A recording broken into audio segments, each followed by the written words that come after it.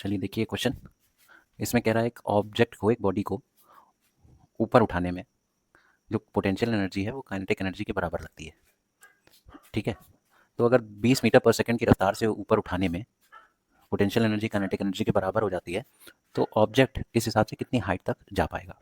Acceleration due to gravity की value, जी की value 10 दे रखी है हमें पहले से ही, तो हमें एच निकालना है। तो अब चूंकि क्वेश्चन में खुद ही कह रहा है कि इसकी जो पोटेंशियल एनर्जी है वो काइनेटिक एनर्जी के क्या है, इक्वल है, तो हम यहाँ पे लिखेंगे कि potential energy equals to kinetic energy. Potential energy का फॉर्मूला सबको पता है, mgh होता है, और काइनेटिक एनर्जी का होता है हाफ एम वी स्क्वायर। तो यहाँ से m से m कट जाएगा, यानी कि v square upon 2 equals to g into h. यहाँ से h की वैल्यू हमें निकालनी है, तो h की वैल्यू यहाँ से हो जाएगी वी स्क्वायर अपॉन 2g। ये h का फॉर्मूला बन गया इस हिसाब से। इसमें हम पुट कर देंगे v की वैल्यू, तो हमें v दे रखी है कितनी है, v की वैल्यू ऑलरेडी कह रहा है 20 मीटर पर सेकंड है, और g की वैल्यू 10 दे रखा है, 10 मीटर पर सेकंड स्क्वायर। तो यहाँ से h की वैल्यू हो जाएगी v का स्क्वायर, यानी कि 20 इंटू 20 डिवाइडेड बाई 2 इंटू 10। तो ये 20 लिखा है, 20 से एक 20 कट गया, तो h की वैल्यू कितनी आ गई, 20 मीटर्स। ये हमारा आंसर हो गया। सो बी वाला ऑप्शन। चलिए अब चलते हैं अगले क्वेश्चन की तरफ। क्वेश्चन कह रहा है कि एक बॉडी है जिसका मास 40 केजी है, उसकी वेलोसिटी 4 मीटर पर सेकंड है। अगर ये किसी दूसरी 60 केजी वाली बॉडी से टकरा जाती है जिसकी वेलोसिटी 2 मीटर पर सेकंड है। ठीक, ये तो सिचुएशन हो गई। फिर कह रहा है इफ आफ्टर द कोलिजन, यानी कोलिजन टकराव के बाद अगर दोनों बॉडीज एक साथ मूव करती हैं तो उनकी लॉस इन काइनेटिक एनर्जी बताइए जब कोलिजन कैसा हो, perfectly in elastic collision. Perfectly in elastic collision. ठीक, तो सबसे पहले हमें दे क्या क्या रखा है, हमें सबसे पहले लिखना है जो जो बॉडीज़ हैं उनके मासेस। तो पहली बॉडी है m1 मान लेते हैं, इसका मास कितना है 40 kg। दूसरी बॉडी कितनी है, m2 है, इसका मास कितना दे रखा है हमें 60 kg। m1 m2 हो गया। अच्छा, इसकी वेलोसिटीज़ भी हमें दे रखी हैं, तो m1 वाली की u1 जो है वो है 4 मीटर पर सेकेंड, और इसकी जो u2 है वो है 2 मीटर पर सेकेंड। ठीक है, जब दोनों बॉडीज़ कंबाइंड हो जाएंगी, क्या हो जाएंगी, कंबाइन हो जाएंगी, तो कंबाइन होने के बाद दोनों के मासेस एक हो जाएंगे, तो नया मास आ जाएगा m1 प्लस m2। ठीक, और मान लेते हैं उसकी नई वेलोसिटी v होगी। तो अब हम शुरू करते हैं इलास्टिक कोलिजन के लिए। परफेक्टली इलास्टिक कोलिजन के लिए मोमेंटम को कंजर्व कराने की कोशिश करते हैं। तो हमें पता है कि इनिशियल मोमेंटम और फाइनल मोमेंटम दोनों का कंजर्व होगा। तो यहाँ पे हम लिखेंगे क्या, सबसे पहले टकराने के पहले दोनों की वेलोसिटियाँ थी क्या, तो थी m1 u1 पहली वाली की, और दूसरी वाली की थी m2 u2। ये टकराने के पहले थी, तो टकराने के पहले का मोमेंटम टकराने के बाद के मोमेंटम के बराबर होता है। तो टकराने के बाद का मोमेंटम क्या हो जाएगा, जब दोनों मासेस चिपक जाएंगे, एक हो जाएंगे, यानी m1 प्लस m2 हो जाएंगे, और इसकी नई वेलोसिटी v आ जाएगी। ये होगी सिचुएशन। ठीक है, तो इस सिचुएशन को थोड़ा सा हाईलाइट कर देते हैं कि ये कंबाइन के बाद की वेलोसिटी v है। ठीक, अब शुरू करते हैं। m1 हमें दे रखा है कितना, तो हम इसको लिखें 40 into 4 plus 60 into 2 equals to 40 plus 60 into v. यहाँ से इसको सॉल्व कर लें, तो 4 4 ज़ा 16, 120 इक्वल्स टू 100 वी।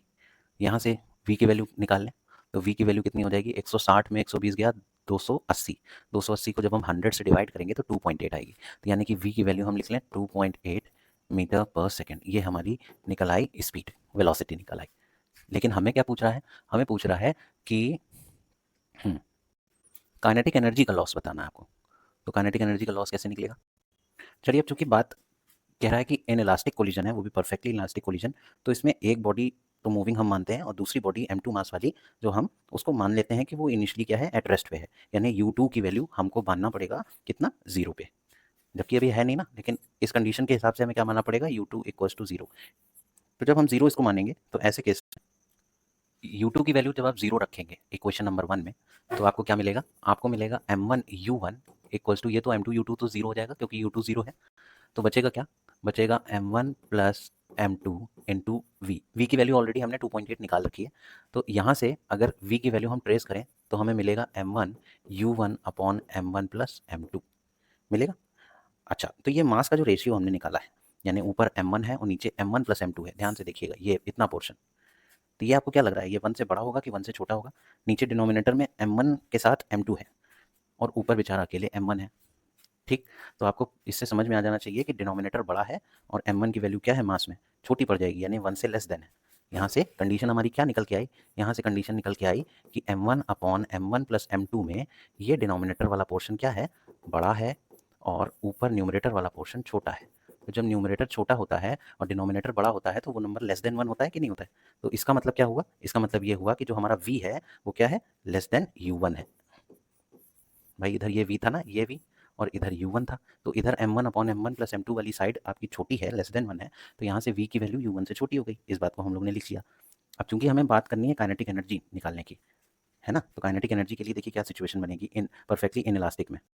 अब हम जो निकालने जा रहे हैं वो निकालने जा रहे हैं कोलिजन के दौरान जो काइनेटिक एनर्जी का लॉस हुआ है, ठीक है, वो निकालने जा रहे हैं। तो सबसे पहले हम कोलिजन के पहले काइनेटिक एनर्जी निकालें, तो मान लेते हैं बिफोर कोलिजन क्या हुआ, उसकी काइनेटिक एनर्जी को हम मान लेते हैं E1 है, और इसकी वैल्यू होती क्या है? Half m1 u1 square. Mass into velocity होती ना, तो मास है m1 और m1 की वेलोसिटी u1 थी, तो u1 का होल स्क्वायर। ये पहले ऑब्जेक्ट की थी। सो सेकंड वाले केस में तो u2 हमने जीरो ही माननी है, तो दूसरे ऑब्जेक्ट की तो निकलेगी नहीं, ये तो निकल गई बिफोर वाली। अब हम बात करें आफ्टर कोलिजन, यानी टकराने के बाद क्या कंडीशन हुई। टकराने के बाद हमें पता है दोनों मासेस चिपक गए। Perfectly elastic in elastic collision में क्या होता है कि ये दोनों जो मासेस हैं वो स्टिक टुगेदर हो जाते हैं और एक कॉमन वेलोसिटी से मूव करते हैं। तो टकराने के बाद इसकी वेलोसिटी E2 हो गई, जिसकी वैल्यू आएगी half m1 plus m2 into नई वेलोसिटी v जो हमने 2.8 निकाली थी वो। तो इसको हम क्या लिख सकते हैं? E2 को यहाँ से हम लिख सकते हैं कि E2 equals to half m1 plus m2, और ये v की जगह हम ये पूरी वैल्यू रख देंगे, ये पूरी वैल्यू ये v की जगह रख देंगे, यानी m1 u1 upon m1 plus m2 और इस पूरे का होल स्क्वायर। तो इसको हम लिख लेते हैं, क्या लिखना पड़ेगा हमें? m1 u1 upon m1 plus m2 और इस पूरे का होल स्क्वायर। ठीक है, इसको सॉल्व करेंगे तो हमें क्या मिलेगा? m1 और m2,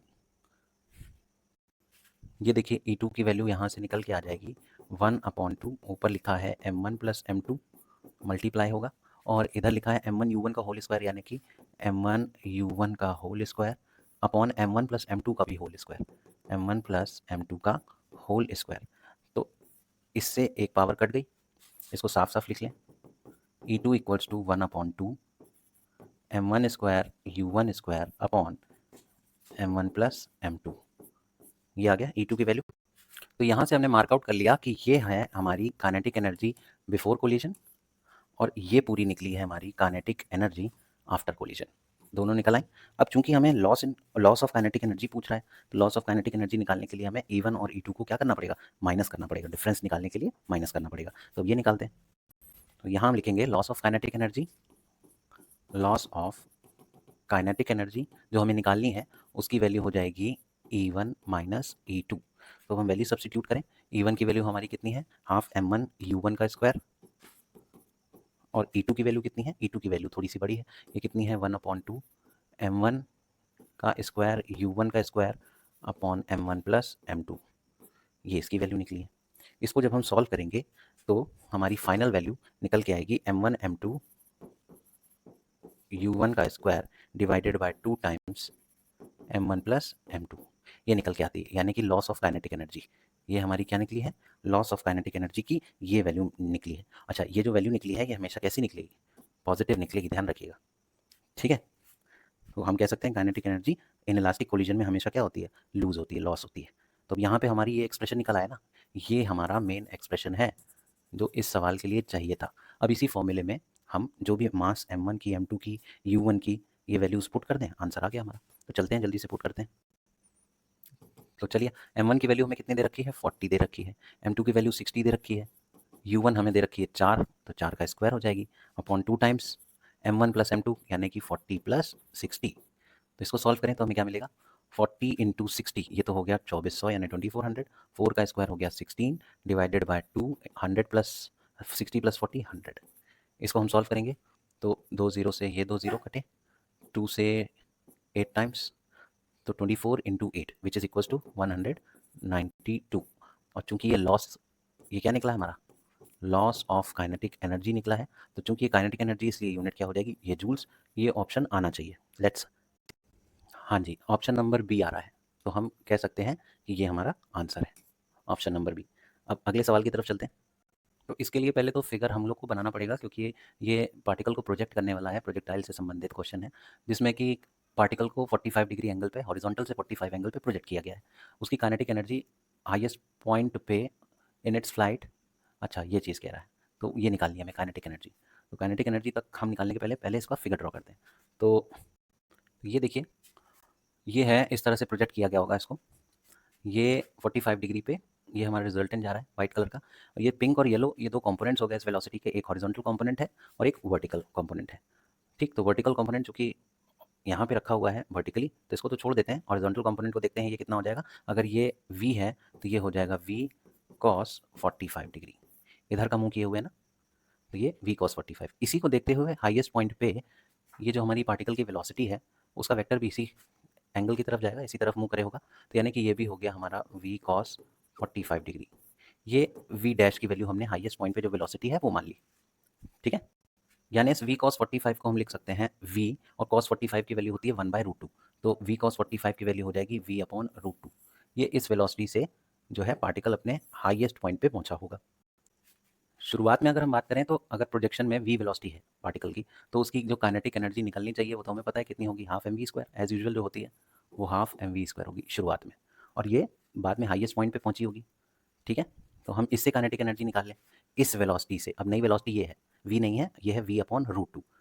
अब इस v/√2 से काइनेटिक एनर्जी नई वाली निकालें तो काइनेटिक एनर्जी इसकी निकल आएगी हाफ m और v का स्क्वायर, यानी v डैश का होल स्क्वायर। ये हमारी v डैश चल रही है, तो v डैश की वैल्यू हो जाएगी v/√2 का होल स्क्वायर। ठीक है, तो यहाँ से काइनेटिक एनर्जी का फॉर्मूला थोड़ा सा सॉल्व कर लेते हैं। ये लिखा है हाफ m v² / √2 का मतलब 2। तो इतने पोर्शन को अगर गौर से देखिए तो ये लिखा है हाफ mv², यही तो लिखा है ये इक्वेशन से। हाफ mv² का मतलब है इसकी जगह हम क्या लिख सकते हैं, k लिख सकते हैं।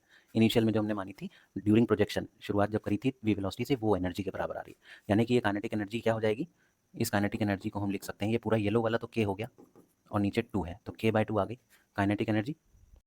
तो बस यही हमसे पूछ रहा था, कितना आसान था ये क्वेश्चन। ये हम लिखेंगे यहाँ पे, आंसर आ गया भाई। अब ये क्वेश्चन है कि एक ब्लॉक है 1 kg का, अगर slide down and incline plane करता है of inclination 60 degree starting from its top, coefficient of kinetic friction हमें दे रखा है 0.5 और length of the plane is 1 meter, then work done against friction. ये तो बहुत ईजी है। तो पहले हम नोट कर लेते हैं हमें दिया क्या क्या हुआ है। हमें दे रखा है ब्लॉक का मास कितना है 1 kg, तो इसको हम यहाँ पे लिखें कि m दिया है हमें 1 kg। और क्या कह रहा है कि थीटा कितना है, थीटा दे रखा है 60 डिग्री इंक्लाइन करता है, और कोफिशिएंट ऑफ काइनेटिक फ्रिक्शन यानी म्यू की वैल्यू दे रखी है हमें कितनी है 0.5 या 1/2, और प्लेन की लेंथ है 1 मीटर, यानी इतना डिस्टेंस कवर करते हुए डिस्टेंस d मान लीजिए या s मान लीजिए, ये हमें दे रखी है 1 मीटर। तो वर्क डन अगेंस्ट फ्रिक्शन निकालना, w की वैल्यू निकालनी है। बहुत सिंपल सा फॉर्मूला, इसका प्रूफ भी हम लोग कर चुके हैं कि जब इस तरह का कोई केस आए तो हम वर्क डन कैसे निकालते हैं। तो वर्क डन का फॉर्मूला हो जाता है म्यू mg cos थीटा। ये तो फोर्स हो गया, ये इतना पूरा हमने क्या निकाला, फोर्स निकाला। म्यू mg cos थीटा नाम का फोर्स हो गया, और डिस्टेंस कितना है d है। तो ये हो गया W बराबर म्यू की वैल्यू में कितनी दे रखी है, म्यू की वैल्यू 0.5 है, और इसकी वैल्यू कितनी है 1 है, m की वैल्यू 1, g की वैल्यू 9.8 cos 60 डिग्री और d की वैल्यू 1। इसको सॉल्व करेंगे जब हम तो आएगी 4.9 इंटू 1/2। 4.9 को 2 से डिवाइड करेंगे तो 2.45, ये W चल रहा था, ये सब क्या चल रहा था, वर्क डन, तो 2.45 जूल्स। ये हमारा आंसर आ गया। अब ये देखिए इस क्वेश्चन में कह रहा है फोर्स हमें वेक्टर फॉर्म में दे रखा है 5i cap plus 3j cap plus 2k cap, इतने न्यूटन का है। ये किसी पार्टिकल के ऊपर अप्लाई किया जाता है जिससे वो पार्टिकल ओरिजिन से r यानी कि 2i माइनस j मीटर इतनी डिस्टेंस कवर करता है। तो पार्टिकल का वर्क डन निकालिए। तो इस तरह के सवाल को करना बताया है हमने कि आप कैसे करेंगे। w equals to f dot r, vector form में कैसे लिखते हैं, w equals to f dot r vector. Angle होता है तो कॉस थीटा लग जाता। यहाँ पे करना शुरू करें तो f की वैल्यू में कितनी दे रखी है 5i कैप प्लस, इसको हम क्या लिख सकते हैं, इसको लिखेंगे 3j cap plus 2k cap dot, अब उसकी वैल्यू कितनी है 2i cap minus j cap. हमें पता है डॉट प्रोडक्ट में i के कोफिशिएंट के साथ मल्टीप्लाई होता है, j का j के साथ और k का k के साथ। तो यहाँ पे i का कोफिशिएंट 5 है, इसका 2 से मल्टीप्लाई हो जाएगा तो कितना आ जाएगा 5 2 10, ये तो हो गया 10। फिर j वाले का j के साथ होगा, तो इसका j वाला 3 है, इसका j वाला -1 है, तो 3 इंटू -1 -3। अब इसका k वाला तो 2 है लेकिन उधर k है ही नहीं, तो 2 का 0 से मल्टीप्लाई हो जाएगा तो 0 हो जाएगा, इसलिए k वाले की लिखने की जरूरत ही नहीं पड़ेगी। तो w की वैल्यू हमारी कितनी आ गई, 10 में से 7, 10 में से 3 गया, ये हो गया 7, और वर्क डन था तो जूल्स, 7 जूल्स, हमारा ऑप्शन नंबर बी। ठीक, ये आंसर हो गया।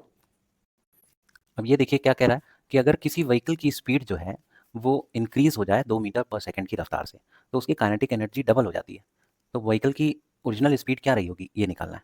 तो काइनेटिक एनर्जी के रेफरेंस में है, तो हमें उसी का रेफरेंस लेके शुरू करना पड़ेगा। तो हमें मानना पड़ेगा कि let the original speed of the vehicle be v, ये लिखें। अब वेलोसिटी हमने मान ली, ठीक है, स्पीड सॉरी। तो अब ऐसे में उसकी काइनेटिक एनर्जी यानी ई वन क्या रही होगी, मान लेते हैं उस ऑब्जेक्ट का मास m है, तो ई वन हो गया हमारा हाफ एम वी स्क्वायर।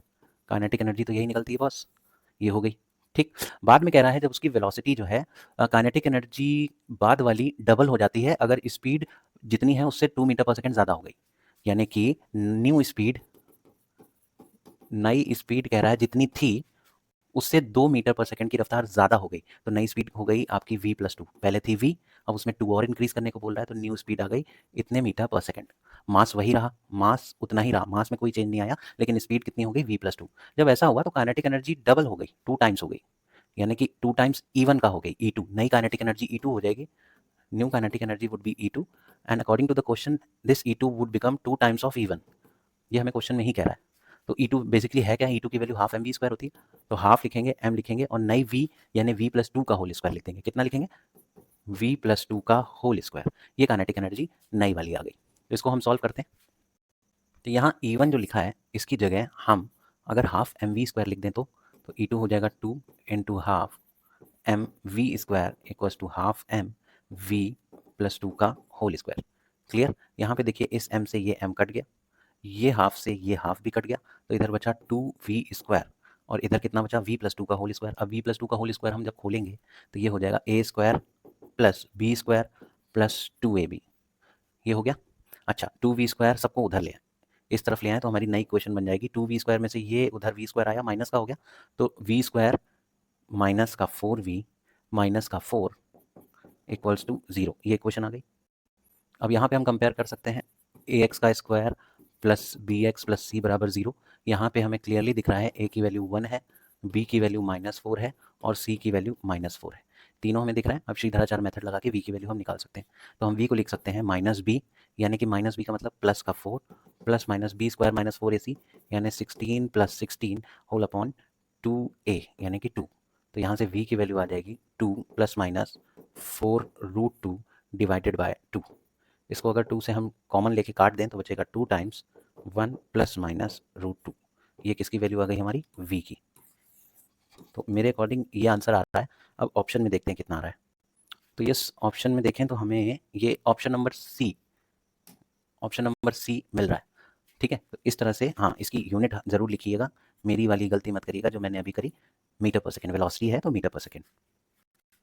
अब ये वाला क्वेश्चन देखिए, कह रहा है एक पार्टिकल है जो एक पोजीशन r1 से दूसरी पोजीशन r2 तक जाता है और बिना फोर्स के जा ही नहीं सकता, तो वो फोर्स है 4i cap plus j minus 3k। तो हमें बताना है कितना वर्क डन ऐसे केस में हुआ होगा। तो जब इस तरह का आपको क्वेश्चन आए तो सबसे पहले आप क्या करेंगे, डिस्प्लेसमेंट निकालेंगे। ठीक है, पार्टिकल ने कितनी दूरी तय करी, यानी पहले कहाँ पे था, बाद में कहाँ पहुंचा, तो बाद वाला माइनस पहले वाले को कर देंगे तो नया डिस्प्लेसमेंट आ जाएगा। तो यहाँ से हम इसको लिख सकते हैं r vector equals to r2 minus r1। ठीक है, तो यहाँ से r2 की वैल्यू हमें दे रखी है, कितनी है, इसको लिखेंगे 14i cap plus 13j cap plus 9k cap. ये R2 की वैल्यू आ गई। इसमें से R1 को माइनस करना है। R1 की वैल्यू है 3i cap plus 2j cap minus 6k cap. इसको जब हम सॉल्व करेंगे तो हमें वैल्यू जो मिलेगी वो होगी 14i में से 3i गया 11i कैप, 13j कैप में से 2j कैप गया तो प्लस का 11j कैप, और 9k कैप में 6k कैप ऐड हो जाएगा, तो 9 और 6 15k कैप। ये तो आ गई बॉस हमारी वेक्टर r की वैल्यू, यानी डिस्प्लेसमेंट आ गया। अब हमें 4 से और मल्टीप्लाई कर दें तो वर्क डन निकल आएगा, डिस्प्लेसमेंट है ये। तो फॉर्मूला क्या होता है, W equals to F into d, d का मतलब यहाँ पे r वेक्टर है, तो हम इन दोनों को डॉट प्रोडक्ट ले लें। तो डॉट प्रोडक्ट का मतलब है F की वैल्यू कितनी दे रखी है, F की वैल्यू है 4i कैप और प्लस, अरे ये तो बहुत अजीब सा हो गया भाई, माइनस का निशान, 4i cap plus j cap और माइनस का 3k कैप। ये F की वैल्यू और R की वैल्यू हमने निकाल ली थी 11i cap plus 11j cap plus 15k cap. इसका हम मल्टीप्लाई कराएं तो i का i के साथ, j का j के साथ, k का k के साथ। तो 11 का 4 से मल्टीप्लाई, 11 4 ज़ा 44, ये i वाले से मल्टीप्लाई होगा तो 4 11 ज़ा 44 प्लस j का यहाँ पे 1 है तो इस 1 का मल्टीप्लाई 11 से होगा तो प्लस का 11 आ जाएगा, और उसके बाद इस -3 का मल्टीप्लाई 15 से होगा, तो 15 3 ज़ा 45। तो इसको हम सॉल्व करेंगे तो 44 + 11 - 45 यानी कि 10 बचेगा। 10 ये हमारा क्या निकला, W निकला। तो पक्की बात है जूल्स में आंसर आना चाहिए। देखें भाई 10 है कहीं ऑप्शन में, हाँ भाई 10 है, सी ऑप्शन दे रहा है, आ गया। ये देखिए बहुत बढ़िया शानदार क्वेश्चन है। इसमें कह रहा है एक बॉडी है जिसका मास 120 ग्राम है और वेलोसिटी इतनी है, तो उसकी काइनेटिक एनर्जी बताइए। वाह भाई वाह, मास तो आपने ऐसे ले रखा है, लेकिन वेलोसिटी इस फॉर्म में दे रखी है, तो हमें वेलोसिटी को का मैग्नीट्यूड निकालना पड़ेगा। चलो पहले देखते हैं मास। मास हमें दे रखा है 120 ग्राम्स, और काइनेटिक एनर्जी सबका आंसर जूल में आ रहा है। जूल में आने का मतलब है कि मास को भी किस में होना चाहिए, मास को केजी में होना चाहिए। तो इसको केजी में करने के लिए 120 को 1000 से डिवाइड करेंगे, तब ये किस में निकलेगा, केजी में।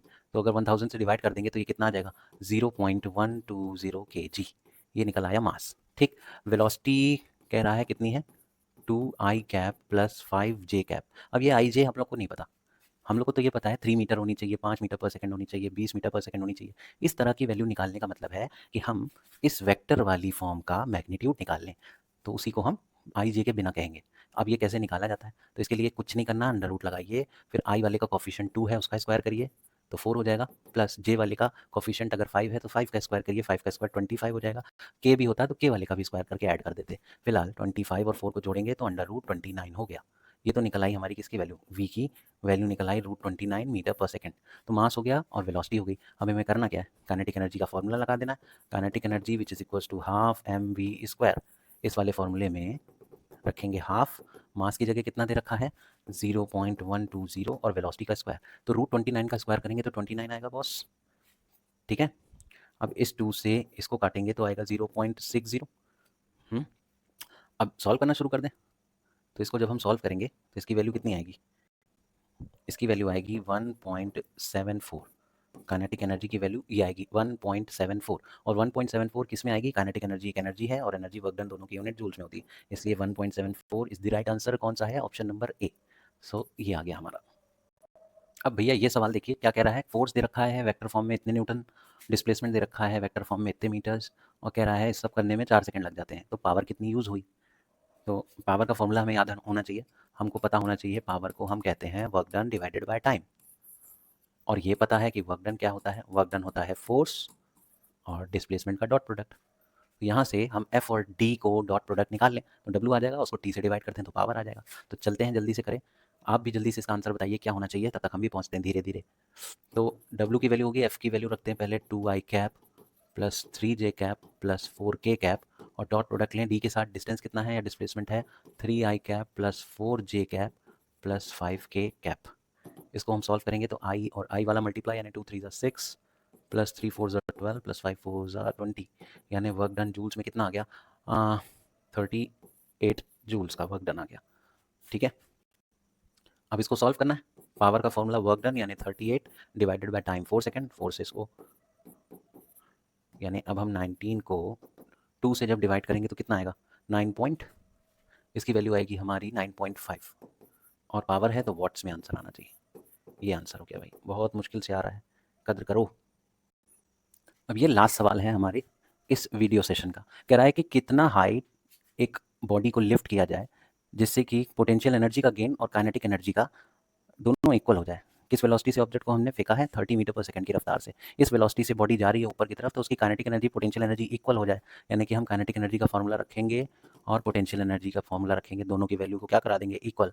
काइनेटिक एनर्जी होता है हाफ mv², पोटेंशियल एनर्जी होता है mgh। m से m कटा, ये लिखा है v²/2 इक्वल्स टू gh।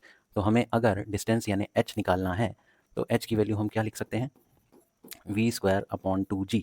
ये h की वैल्यू में v की वैल्यू हमें कितनी दे रखी है 30 मीटर पर सेकंड v दे रखा है, और g दे रखा है 10 मीटर पर सेकंड स्क्वायर। ये दोनों वैल्यूज़ को पुट कर दें तो यहाँ से h की वैल्यू आ जाएगी v² यानी कि 30 × 30/2 × 10। इस 0 से 0 कटा, 2 से 15 टाइम्स, 15 3 ज़ा 45 मीटर्स, h की वैल्यू ये आ गई आंसर। तो ये थे वर्क पावर एनर्जी के 10 शानदार सवाल। आई होप इनसे आपको बहुत सारे क्वेश्चंस करने के लिए एक मोटिवेशन मिलेगा, और आई होप कि आपको ये वीडियो भी बहुत पसंद आएगा। प्लीज़ इसको ज़रूर से देखिएगा, और अगर किसी नीडी को ज़रूरत हो तो उसको शेयर भी कीजिएगा। अगले वीडियो के लिए वेट करिए। Take care, bye.